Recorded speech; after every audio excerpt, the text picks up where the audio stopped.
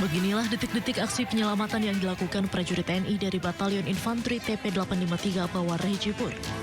Mereka berupaya menolong warga yang hanyut setelah sekoci yang ditumpangi terbalik akibat derasnya arus sungai. Peristiwa ini terjadi di Kampung Payagajah, Kecamatan Berelak Barat, Kabupaten Aceh Timur. Dua prajurit TNI Letnan 2 Infanteri Didik Wira Laksamana dan Sersan Mayor Kamiludin Saputra nekat terjun langsung ke sungai.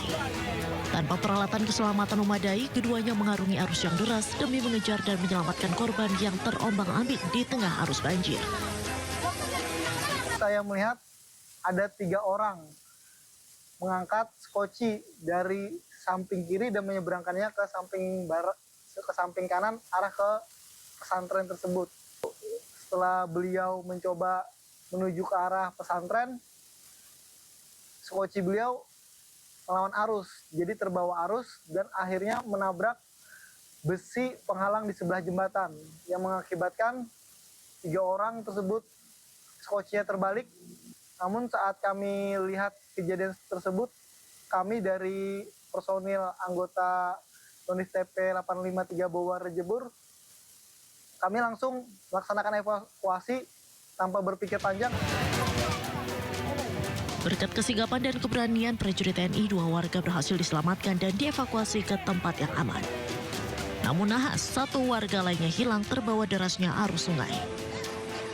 Dari Kabupaten Aceh Timur, Yusradi Anyus melaporkan. Hujan deras yang mengguyur Kabupaten Agam, Sumatera Barat kembali memicu longsor dan banjir bandang susulan Minggu sore. Sejumlah akses jalan strategis putus total dan sebuah kendaraan minibus terjebak material lumpur di Pantai Ngarai, Sianok. Kondisi terkininya, otoritas lewat Bapasuan Lata Purwa. Hujan dengan intensitas tinggi memicu banjir bandang yang disertai longsoran tanah di Jorong Kampuang Pisang, terutama di kawasan Kelok Limau dan Kelok Mercedes, Kabupaten Agam. Akibatnya sebuah mobil terjebak lumpur dan akses jalan Matur Bukit Tinggi di jalur Pantai Ngarek Sianok, Kecamatan Ampekoto kembali putus total. Sementara itu, hujan deras juga memicu banjir bandang susulan di Jorong Pasa, Nagari Maninjau, Kecamatan Tanjung Raya. Sungai Muaru Pisang meluap membawa lumpur kayu dan bebatuan.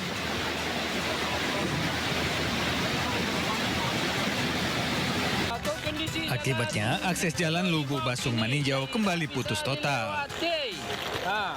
Ayah kadang. Sekian.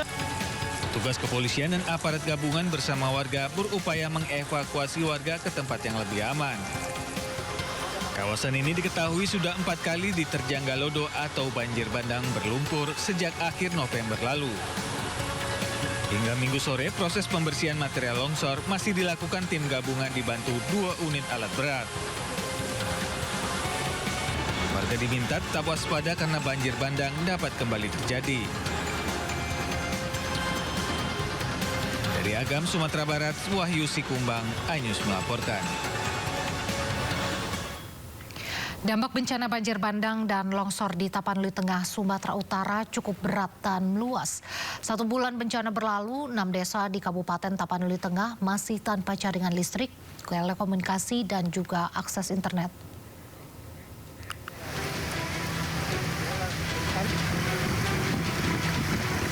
Enam desa di Kabupaten Tapanuli Tengah, Sumatera Utara masih terisolir akibat bencana banjir bandang dan longsor.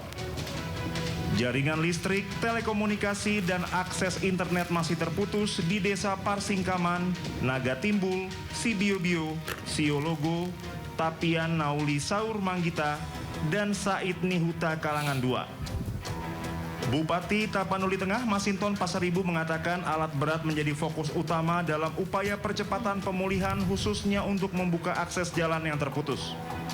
Kita akan tentukan nanti mana yang desa yang harus bisa kita relokasi di antara itu karena memang medannya juga kurang. Dalam kondisi normal aja akses ke desa tersebut juga sangat sulit. Sementara jumlah korban meninggal dunia akibat bencana banjir dan longsor di Tapanuli Tengah mencapai 133 orang. Dari Tapanuli Tengah, Sumatera Utara, Sukriyadi iNews melaporkan. Tidak puas penetapan UMP DKI Jakarta 2026, organisasi buruh mengajukan gugatan ke Pengadilan Tata Usaha Negara. Tetaplah di Sindo Sore.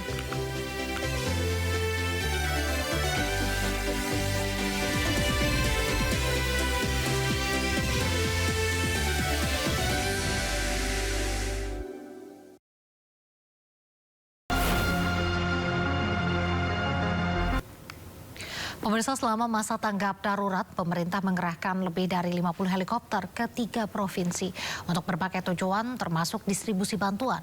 Bahkan Presiden Prabowo Subianto juga ikut mengirimkan heli pribadinya untuk digunakan Gubernur Aceh. Minggu pertama bencana, Bapak Presiden langsung mengirimkan helikopter pribadi beliau ke Aceh untuk digunakan oleh Gubernur Aceh beserta timnya, beserta keluarganya. Silahkan digunakan kemanapun untuk berkeliling Aceh. Itu sejak minggu pertama. Ya, ini ada beberapa fotonya.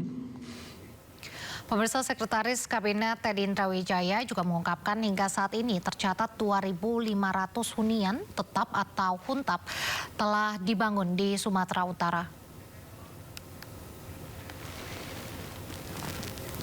Seskap Teddy memastikan bahwa pemerintah telah membangun hunian tetap bagi korban terdampak di wilayah Sumatera Utara. Sebanyak 2.500 hunian tetap selesai dibangun dan siap digunakan sebagai tempat tinggal bagi korban bencana. Pembangunan huntap ini merupakan tindak lanjut arahan Presiden Prabowo Subianto untuk mempercepat pemulihan pemukiman pasca bencana. Pemerintah sendiri menargetkan penyelesaian pembangunan 15.000 unit rumah guna mempercepat pemulihan kehidupan warga terdampak bencana. Dalam 1 bulan ini, seminggu ke depan, ada 600 rumah hunian yang akan jadi. Minggu depan insya Allah jadi. Kemudian dari BNPB ada 450 hunian. Bapak Presiden menginstruksikan ke Kepala Danantara untuk bangun secepat-cepatnya rumah hunian 15.000 rumah. Pemirsa, aksi heroik prajurit TNI menyelamatkan warga hanyut setelah sekoci yang ditumpangi terbalik dihantam arus deras di Kabupaten Aceh Timur, Aceh. 2 warga berhasil dievakuasi dalam keadaan selamat, sementara 1 lainnya dalam pencarian.